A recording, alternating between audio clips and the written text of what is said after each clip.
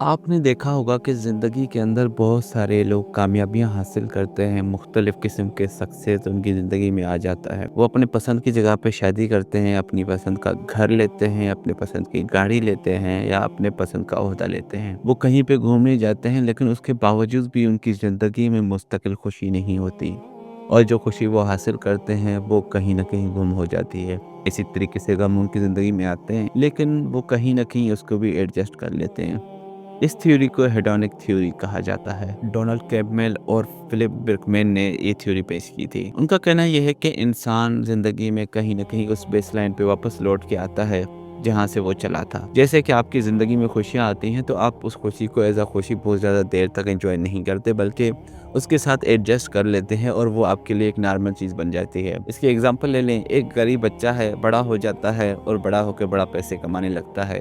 तो वो उन पैसों के साथ एडजस्ट हो जाता है और वो पैसों की खुशी उसके लिए मज़ीद नहीं रहती, बल्कि वो उसको अपना बेसलाइन समझने लगता है कि इसी हालत में ही उसे रहना है। इसी तरीके से गम है, किसी की ज़िंदगी में बहुत ज़्यादा परेशानी आती है तो वो उस परेशानी को एडजस्ट कर लेता है और उस परेशानी को ज़्यादा फ़ील करने नहीं लगता। इसीलिए अल्लामा इकबाल कहते हैं, उनकी शायरी है, बच्चा शाहीं से कहता है उकाबे सार खुर्द, ए तेरे शह पर प्यासा रिफ़त चरखे बरी। एक बूढ़ा उकाब अपने छोटे उकाबों को कहता है, ये जो आसमान की रिफ़तें बुलंदी हैं, ये तुम्हारे लिए तो बहुत ईज़ी हैं, ये ज़्यादा मायने नहीं रखती।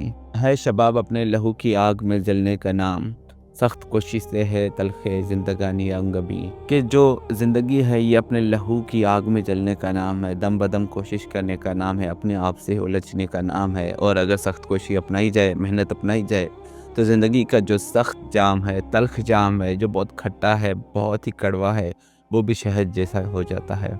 और आगे कहता है, जो कबूतर पर झपटने में मज़ा है पिसर, वो मज़ा शायद कबूतर के लहू में भी नहीं। यानी कबूतर से लड़ना, उससे उलझना, उसको शिकार करना इतना इंटरेस्टिंग हो जाएगा कि उसको हासिल करना आपके लिए मायने ही नहीं रखेगा।